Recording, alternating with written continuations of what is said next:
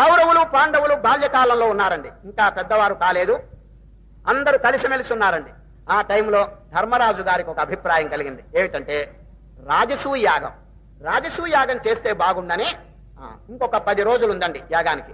పెద్దలందరినీ సమావేశం పరిచాడు. ఒక meeting, special meeting అండి, అత్యవసర సమావేశం. దాంట్లో పెద్దలందరినీ ఆహ్వానం చేశాడు. ధర్మరాజు గారు ఉపన్యాసం, ఓ మహాత్ములారా, ఇంకొక 10 రోజుల్లో ఒక మహాయజ్ఞం ఆచరించాలని నాకు అభిలాష కలిగింది, రాజసూయ యజ్ఞం. నేను ఒక్కడిని ఏం చేసేది?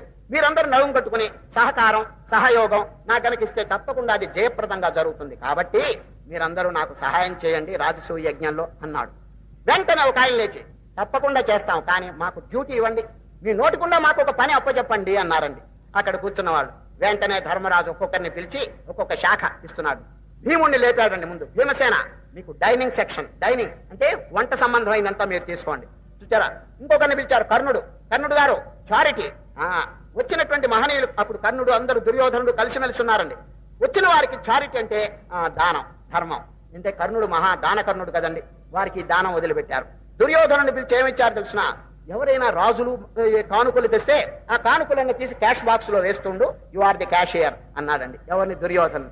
ఈ విధంగా ఒక్కొక్కరే నకులుడు సహదేవుడికి ఏం పని తెలుసండి, దర్భలు పుష్పాలు పూజా ద్రవ్యం ఇవన్నీ కూడా జాగ్రత్త చేయమని.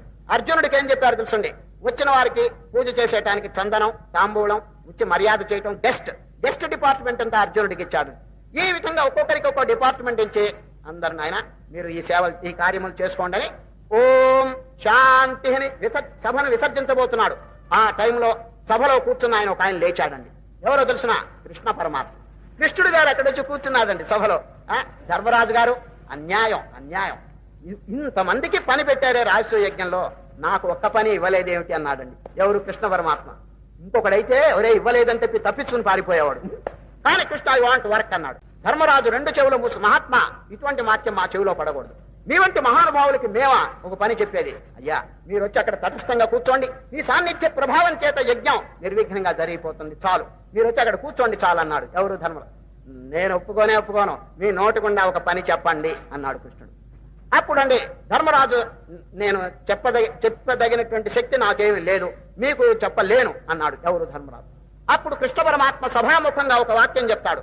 ఓ ధర్మరాజు గారు, మీరు గనక నాకు రాజసూయ యజ్ఞంలో పని గనక ఇవ్వకపోతే నేను స్వయంగా ఒక పని తీసుకుంటాను. ఏమిటో తెలుసిన? ఎవరైనా తపస్సంపన్నులు, యోగి పుంగవులు, ముముక్షువులు, జిజ్ఞాసువులు, మహర్షులు ఎవరైనా గనక వస్తే వారి పాదములు కడిగి ఆ తీర్థం నెత్తిన చల్లుకుంటాను అన్నాడండి ఆయన. ఎంత నిరహంకారం, ఎంత నిగర్వం చూడండి, తమ జీవితంలో ఆదర్శం చూపినారండి.